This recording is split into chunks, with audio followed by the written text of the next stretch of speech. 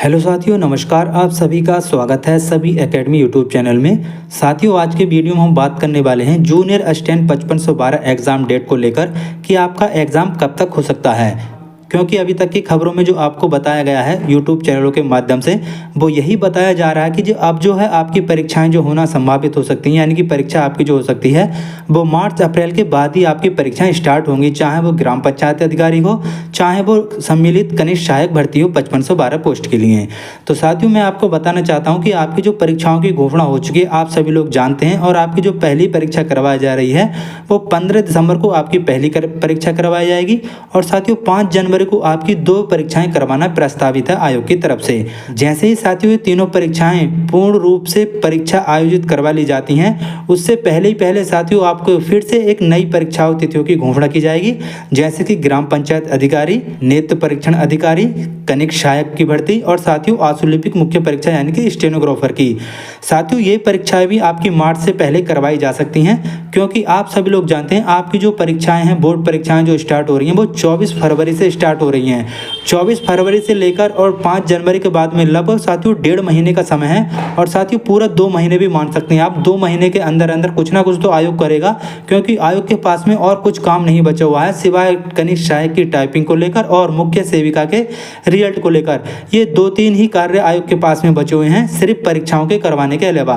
तो साथियों, जैसे ही आपकी परीक्षा संपन्न होगी 5 जनवरी को, उससे पहले आपकी 2-3 परीक्षाओं की घोषणा और की जाएगी।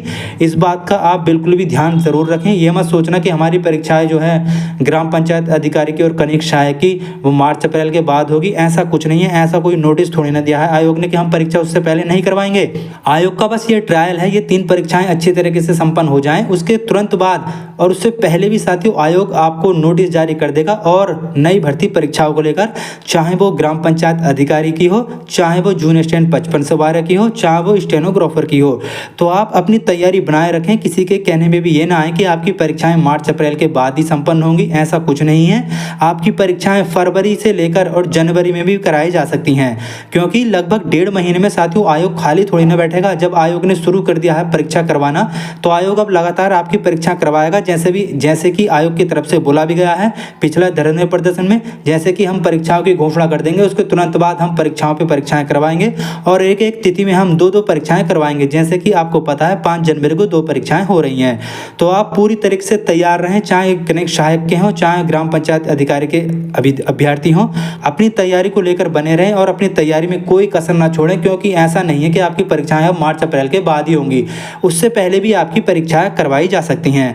तो यही आपको मुझे अपडेट देना था। ये इस चक्कर में मत रहिएगा कि आपकी परीक्षाएं यार कह दिया यूट्यूब चैनलों वालों ने कि आपकी परीक्षाएं मार्च अप्रैल के बाद में होंगी, तो मार्च अप्रैल के बाद में होंगी, ऐसा नहीं है। और मैं आपको पूरे 100% कह सकता हूं कि आपकी जो इनमें से ग्राम पंचायत अधिकारी की या कनिष्ठ सहायक की या फिर स्टेनोग्राफर की, इसमें से साथियों 2 परीक्षाएं आपकी जनवरी और फरवरी माह में अवश्य करवा ली जाएंगी। इस बात से आप बिल्कुल चिंतित रहें और अपनी तैयारी करते रहें।